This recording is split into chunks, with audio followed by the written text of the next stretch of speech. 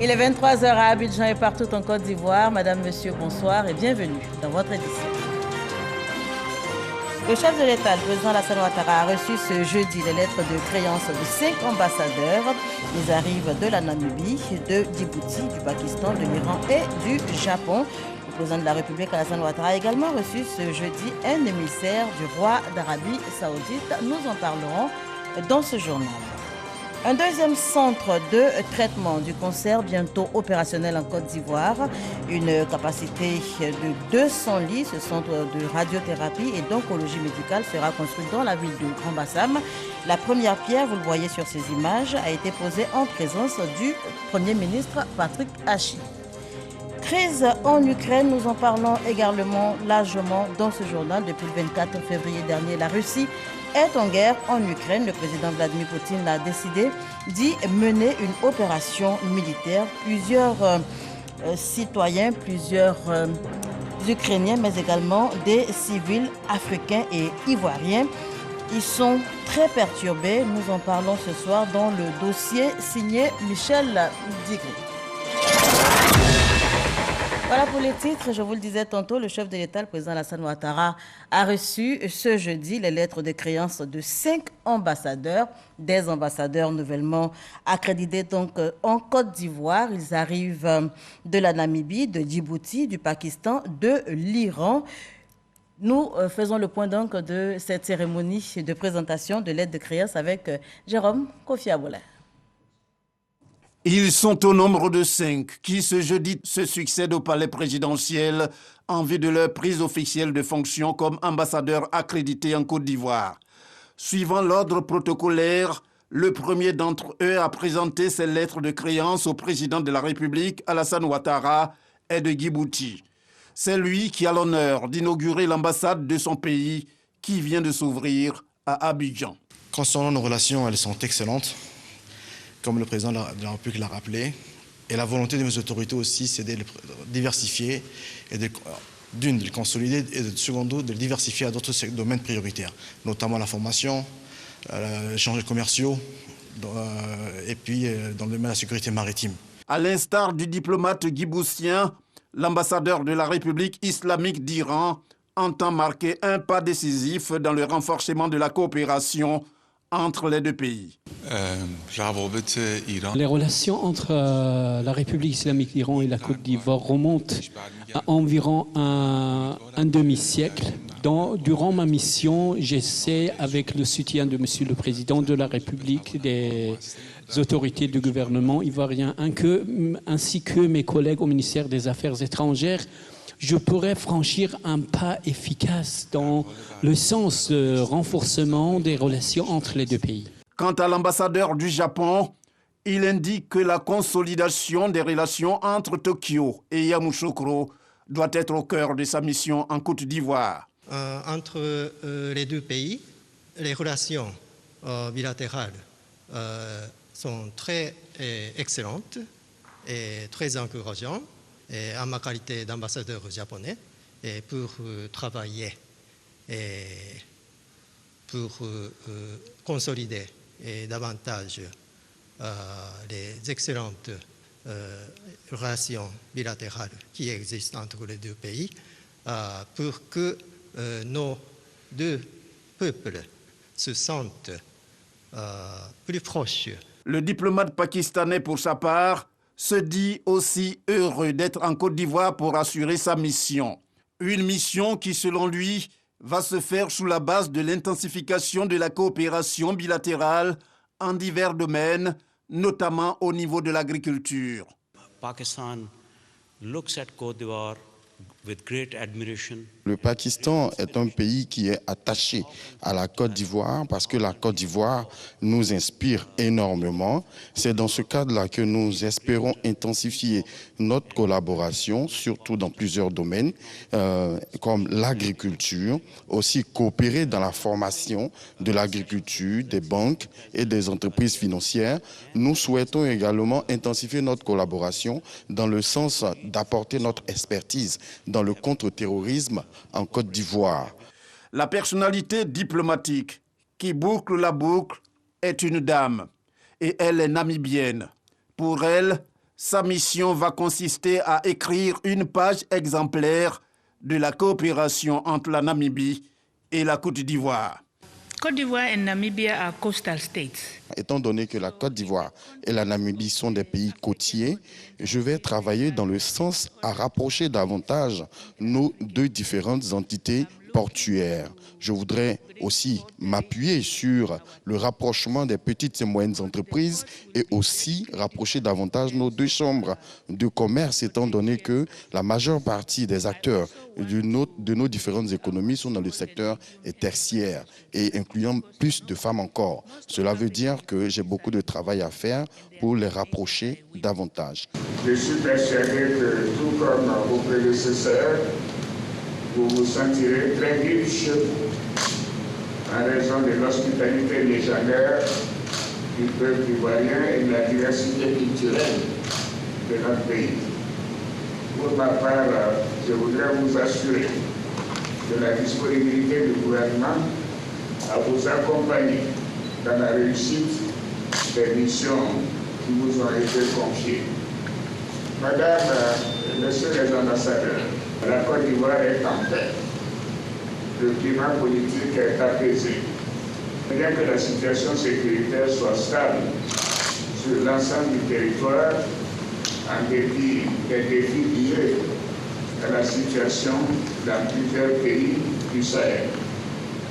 Au regard de ces défis, la Côte d'Ivoire a décidé de réorganiser et d'augmenter de façon substantielle ses capacités opérationnelles pour faire face à la menace terroriste. Avant de quitter le palais présidentiel, l'ambassadrice de la Namibie ne se prive pas de recevoir les honneurs militaires, comme c'est le cas pour ses prédécesseurs pakistanais, japonais, iraniens et djiboutiens, à l'occasion de cette cérémonie de présentation des lettres de créance au président de la République, Alassane Ouattara. Ce qui n'est pas fortuit, c'est la coutume qui le veut ainsi. Voilà, 5 nouveaux ambassadeurs donc accrédités en Côte d'Ivoire, toute chose qui dénote de la bonne santé des relations entre la Côte d'Ivoire et ses différents pays. Il en est également de même avec l'Arabie saoudite, dont le président de la République, Alassane Ouattara, vient de recevoir un émissaire. On retrouve Jérôme Kofi Aboulé pour faire le point. Un émissaire du roi d'Arabie saoudite reçu par le président de la République, Alassane Ouattara. Son nom, Ahmed bin Abdulaziz Katan. Les entretiens entre lui et le président Alassane Ouattara ont eu lieu au palais présidentiel de la République de Côte d'Ivoire. Pour l'hôte du chef de l'État, c'est l'occasion d'évoquer une fois de plus les relations historiques entre l'Arabie saoudite et la Côte d'Ivoire. Il lui a transmis les salutations du serviteur des Saintes Mosquées, le roi Salman ben Abdelaziz Al Saoud, ainsi que les salutations de son Altesse royale, le prince héritier, Amir Mohamed Ben Salman Al Saoud. Et j'ai transmis leurs souhaits à la Côte d'Ivoire de davantage de progrès et de stabilité. On a évoqué également les relations solides qui existent entre le Royaume d'Arabie Saoudite et la Côte d'Ivoire. S'il plaît au bon Dieu, Monsieur le Président de la République rencontrera le serviteur des Saintes Mosquées, le roi Salman, en Arabie Saoudite incessamment. Selon Ahmed bin Abdulaziz Katan, cette rencontre est la deuxième du genre qu'il a avec le président de la République de Côte d'Ivoire, Alassane Ouattara, et il en est très heureux. Ouverture ce jeudi de la 11e conférence de l'ASENA. L'ASENA, c'est l'association des Sénats, Soura et conseils équivalents d'Afrique et du monde arabe. Le président du Sénat, Jeannot Ahoussou-Kouadio, y conduit une forte délégation ivoirienne. Il est question à cette rencontre de haut niveau du renforcement de la coopération sud-sud entre les parlements africains et également ceux des pays arabes. C'est ce que nous rapporte Herman Guivet, notre envoyé spécial. Rabat, capitale du Royaume du Maroc, au siège du Parlement marocain, des délégations parlementaires venues d'Afrique et du monde arabe affluent. Au nombre des délégations africaines parlementaires, celle du Sénat de Côte d'Ivoire, conduite par le président de l'institution ivoirienne, Ahoussou-Kouadio Jeannot. Raison de cette présence, au Royaume du Maroc, l'ouverture de la 11e conférence de l'ACK, l'association des Sénats, Choura et conseils équivalents d'Afrique et du monde arabe. Notre association, véritable plateforme de partage d'expériences, doit participer à la promotion et au renforcement de la coopération Sud-Sud. Les travaux de cette rencontre doivent ouvrir un large chantier sur les défis de l'intégration arabo-africaine par des projets de développement réalisables à fort impact économique et social. Une coopération Sud-Sud qui, pour le président du Sénat ivoirien Ahoussou Kouadio-Jano, doit impérativement s'intensifier. Son intervention portera d'ailleurs sur la coopération et la solidarité arabo-africaine, pilier fondamental de la réhabilitation économique et du développement dans le contexte de la pandémie de Covid-19. La coopération arabo-africaine est une source de financement du développement pour les pays africains. À titre d'illustration, en Côte d'Ivoire, la Banque arabe pour le développement économique en Afrique, BADEA, a réalisé un investissement de 1 500 milliards de dollars US pour le financement du Plan national de développement 2016-2020.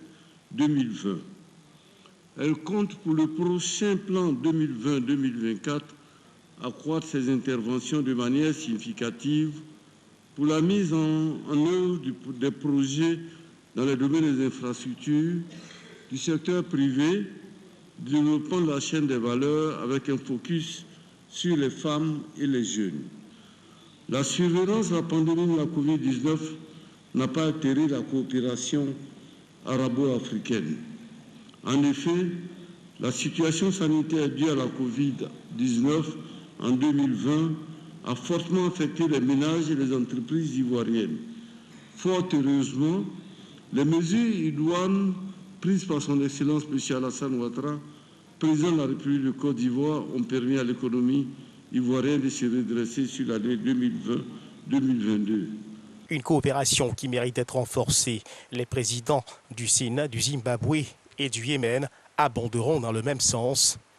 Dans la soirée, un dîner d'honneur sera offert aux chefs des délégations ainsi qu'aux membres de leur délégation avant la reprise, demain vendredi, d'une autre journée riche d'échanges et de propositions. Et de Rabat, je vous conduis à Grand Bassam, où un deuxième centre de traitement du cancer sera bientôt opérationnel avec une capacité de 200 lits. Ce centre de radiothérapie et d'oncologie médicale sera donc construit, je vous le disais, dans la ville balnéaire. La première pierre a été posée en présence du Premier ministre Patrick Achi. Une famille sur 8 en Côte d'Ivoire sera concernée d'ici 2030 par le cancer. À ce jour, le pays compte plus de 17 300 nouveaux cas chaque année, dont 11 500 décès. Face à ce tableau, le gouvernement est à la tâche, mettre en place les stratégies nécessaires à un meilleur contrôle de la maladie. Ce jeudi, le Premier ministre Patrick Achi a posé la pierre du deuxième centre national de radiothérapie et d'oncologie médicale à Grand Bassam. Grand Bassam est en phase de devenir un pôle médical d'excellence. Après la mise en service du centre de Cocody en décembre 2017, ce nouveau centre d'une capacité de 200 lits sera bâti avec la Corée du Sud sur une superficie de 5 hectares, avec un plateau technique à la pointe de la technologie. Je suis persuadé que ce projet permettra à la Côte d'Ivoire de faciliter l'accès aux diagnostics et thérapies pour le traitement des cancers, de rendre meilleure la qualité de vie de la population. Endoscopie, chimiothérapie, greffe de la moelle osseuse, le centre dont la durée des travaux est prévue pour 30 mois va améliorer les soins dispensés aux malades du cancer. Mais il faut se faire dépister.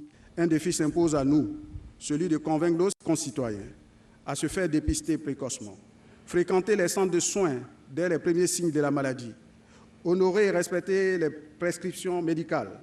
C'est le lieu de lancer un appel aux laboratoires de l'industrie pharmaceutique dans le but d'obtenir une réduction substantielle des coûts des autres anticancéreux. Autre avantage de ce centre, la proximité des soins. Ce centre national de radiothérapie et d'oncologie médicale qui va voir le jour contribuera à réduire la lourde facture des évacuations sanitaires qui, en plus des contraintes financières qu'elles font peser sur l'État et les familles, constituent une rupture du principe d'égal accès à tous aux soins de santé. Et le pays enregistre aux côtés de la lutte contre cette maladie plusieurs autres avancées sanitaires, notamment la gratuité ciblée pour les enfants de 0 à 5 ans, la prise en charge des femmes enceintes et mieux, l'amélioration de la disponibilité des poches sanguines dont le coût reste fixé à 3 000 francs CFA. La santé des populations constitue une priorité naturelle, absolue, du président de la République. Elle est au cœur de sa vision 2030 pour une Côte d'Ivoire plus prospère et solidaire. Elle est au cœur du plan national du développement 2021-2025 que notre gouvernement construit chaque jour. Cette volonté politique se traduit par la consolidation résolue du dispositif sanitaire de notre pays, en particulier dans le cadre de l'ambitieux programme hospitalier de plus de 800 milliards de francs CFA en cours de mise en œuvre.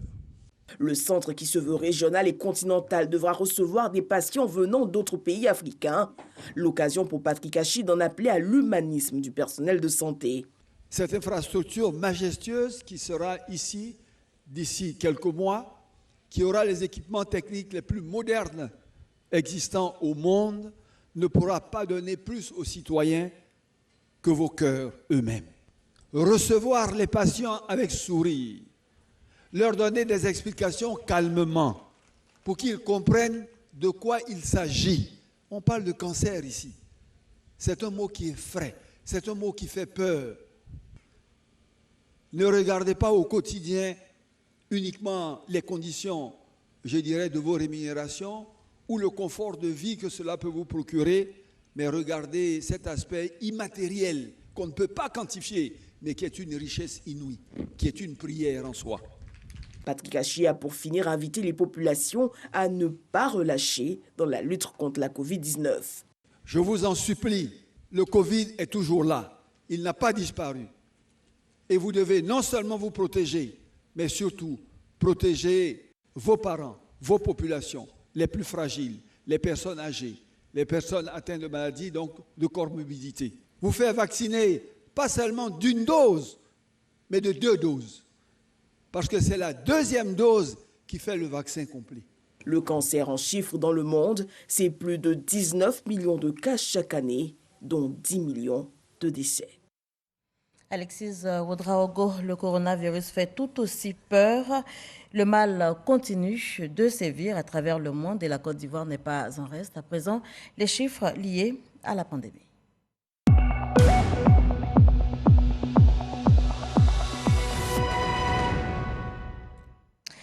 Le ministère de la Santé, de l'Hygiène publique et de la couverture maladie universelle a enregistré ce jeudi 3 mars 5 nouveaux cas de Covid-19, 79 guéris et fort heureusement 0 décès à la date donc du 3 mars 2022. La Côte d'Ivoire compte 81 523 cas confirmés, dont 80 132 personnes guéries et 794 décès. Covid-19, on en parle toujours. Le mal continue de sévir, je vous le disais tantôt, et les États-Unis accompagnent le pays dans son combat contre cette pandémie. L'Agence des États-Unis pour le développement international vient d'approuver une attribution de 17 millions de dollars, soit plus de 10 milliards de francs CFA à la Côte d'Ivoire, des fonds qui s'inscrivent dans l'initiative Global Vax, l'accès au vaccin contre la pandémie. On en sait davantage avec Adama Akone. La bourse est consistante, plus de 10 milliards de francs CFA. C'est le montant que les États-Unis consentent à décaisser en faveur de la Côte d'Ivoire à travers l'Agence des États-Unis pour le développement international, USAID. La destination de cette somme, les activités menées contre la COVID-19, notamment l'approvisionnement, la logistique de la chaîne du froid et l'amélioration de l'accessibilité aux sites de vaccination. Le financement américain est le résultat des efforts accomplis par le gouvernement ivoirien dans la lutte contre la pandémie. Le dernier rapport épidémiologique ivoirien note qu'au 2 février 2022, plus de 10 millions de personnes, soit 46% de la cible nationale, avaient reçu au moins une dose de vaccin. Dans ce lot, 27% avaient entièrement été vaccinés, des performances qui ont convaincu le gouvernement américain. D'ailleurs, ce décaissement vient compléter une première enveloppe de 8 milliards de francs CFA déjà engagée par l'USAID. À cela s'ajoutent plus de 6 600 000 doses de vaccins offertes par les États-Unis à la Côte d'Ivoire. L'appui du gouvernement américain s'inscrit dans le cadre de l'initiative pour l'accès mondial aux vaccins, Global Vax. On poursuit en image avec le ministre des Mines, du Pétrole et de l'Énergie qui a récemment procédé à l'électrification des villages de Dibikro et de Broukro, c'est dans le département de Tia-Salé, au lieu et place d'une mise sous tension. Thomas Camara a plutôt mis en service des mini-centrales hybrides solaires dont le fonctionnement va permettre de fournir du courant électrique aux habitants des villages bénéficiaires. À l'initiative de ces projets, l'Union économique et monétaire ouest-africaine et l'Union européenne. Notez que grâce au concours de ces institutions, ce dispositif de mini-centrales hybrides solaires a été déployé dans une vingtaine de villages en Côte d'Ivoire. On parle Massa à présent. Dans un peu moins de 48 heures, le Massa, marché des arts et du spectacle d'Abidjan, va ouvrir ses portes. La ministre de la Culture et de l'Industrie des arts et du spectacle était ce jeudi en visite de terrain. Elle a visité donc les installations du Massa au Palais de la Culture à Trècheville, mais également à l'Institut Goethe, ici même dans la commune de Cocody, également à l'Institut français au Plateau. Les préparatifs vont bon train. La ministre de la Culture a pu s'en rendre compte. On fait le point avec Issa Tchonayo. Le Massa, marché des arts du spectacle d'Abidjan 2022, démarre ce samedi au Palais de la Culture de Trècheville. Et ce, jusqu'au 12 mars prochain. Pendant une semaine donc, Abidjan sera la capitale de la culture africaine. Ils sont fin prêts. Le palais de la culture sera livré demain avec toutes les commodités pour recevoir les festivaliers et les stands aussi. On a tous vu, nous avons visité les salles qui vont abriter les spectacles et les activités. Tout est fait prêt. Pour être rassuré des avancées des préparatifs, la ministre de la Culture et de l'Industrie des Arts et du Spectacle a effectué une visite des différents sites. Palais de la Culture, Institut Goethe, l'INJS de Marcory et l'Institut français sont passés au peigne fin. Nous avons constaté au niveau de l'INJS qui recevra tous les festivaliers que tout est mis en œuvre pour que tout le monde puisse être logé convenablement dans le confort.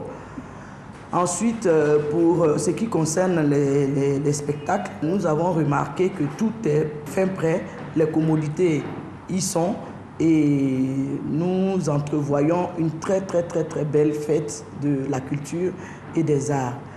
La ministre Arlette Badungé Sankwame a exhorté l'ensemble du personnel du Massa à travailler en équipe afin de relever le défi de l'organisation de cette 12e édition.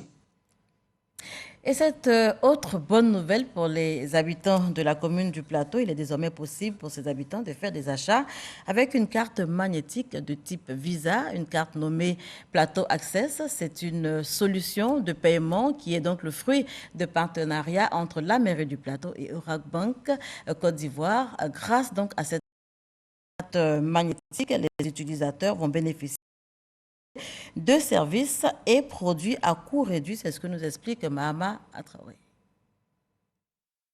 Pour la commune appelée le centre des affaires, c'est un moyen de paiement innovant qui tombe à point nommé. Baptisée Plateau Access, cette carte prépayée de type Visa permet à ses utilisateurs d'acheter des biens et des services à coût réduit sur le territoire communal du Plateau.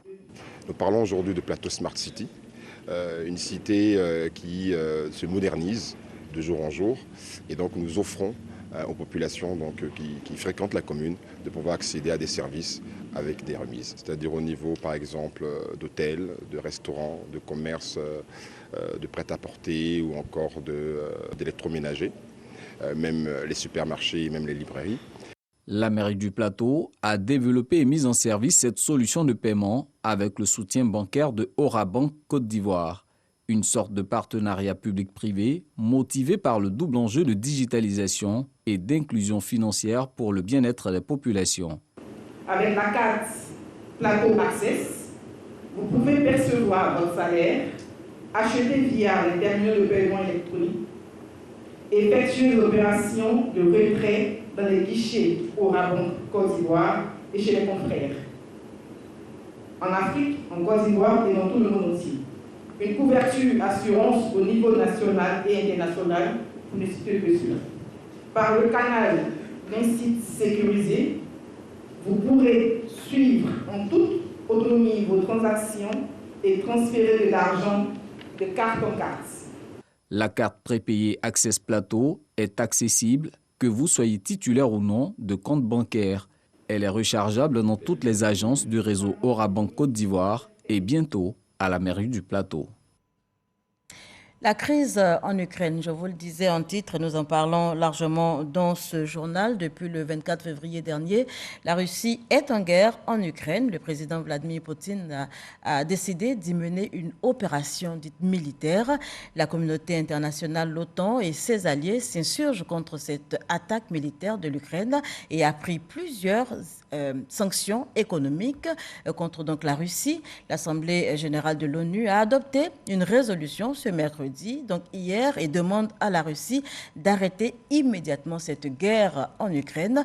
Les populations civiles sont dans le tourment, parmi elles des Africains, des Ivoiriens, et le gouvernement ivoirien ne reste pas les bras croisés. Plusieurs actions sont donc menées pour sécuriser la sortie des Ivoiriens de ces zones de guerre. Crise en Ukraine, retour sur les faits. C'est un dossier signé Michel Digré.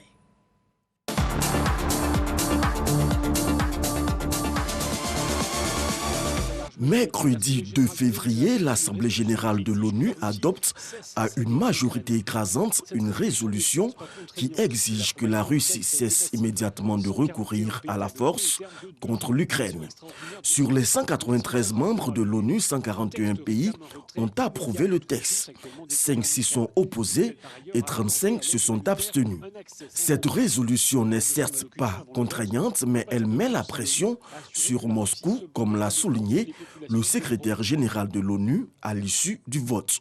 Le message de l'Assemblée générale est fort et clair. Mettez fin aux hostilités en Ukraine maintenant. Faites taire les armes maintenant. Ouvrez la porte au dialogue et à la diplomatie maintenant.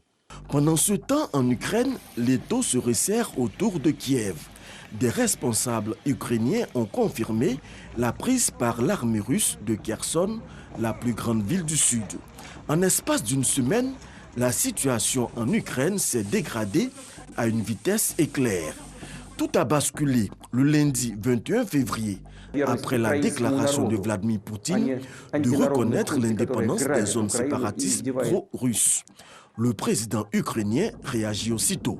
Nous sommes sur notre propre terre. Nous n'avons peur de rien ni de personne. Nous ne devons rien à personne et nous ne donnerons rien. Le jeudi 24 février, le président russe déclare avoir pris la décision de lancer une opération militaire et donne ses raisons. Il s'agit de l'expansion de l'OTAN vers l'Est, du fait que ces infrastructures militaires s'approchent des frontières de la Russie. La machine de guerre est en marche. Et, je le répète, elle s'approche très près de nos frontières. Le président français Emmanuel Macron bat en brèche cette théorie au cours de son adresse à la nation ce mercredi. Cette guerre n'est pas un conflit entre l'OTAN et l'Occident d'une part et la Russie d'autre part, comme certains peuvent l'écrire. Il n'y a pas de troupes ni de bases de l'OTAN en Ukraine. Ce sont des mensonges. La Russie n'est pas agressée, elle est l'agresseur. Dans tous les cas, l'armée russe est entrée en action en Ukraine depuis une semaine.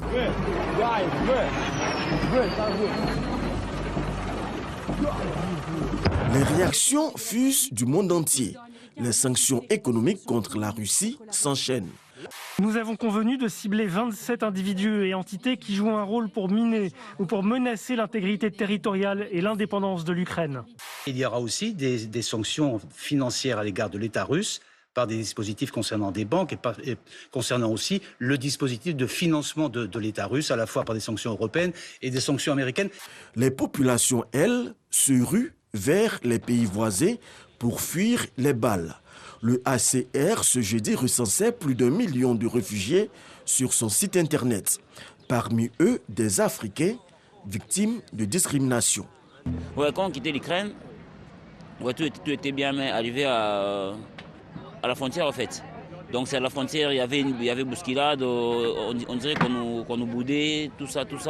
On est là exposé dehors, avec le froid qu'il y a ici.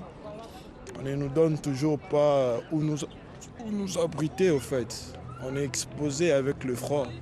Face à cette situation, la Côte d'Ivoire ne reste pas les bras croisés. En première ligne, le ministère des Affaires étrangères. Nous avons mis en place une cellule de crise ici au niveau du ministère d'État, ministère des Affaires étrangères, de l'intégration africaine et de la diaspora.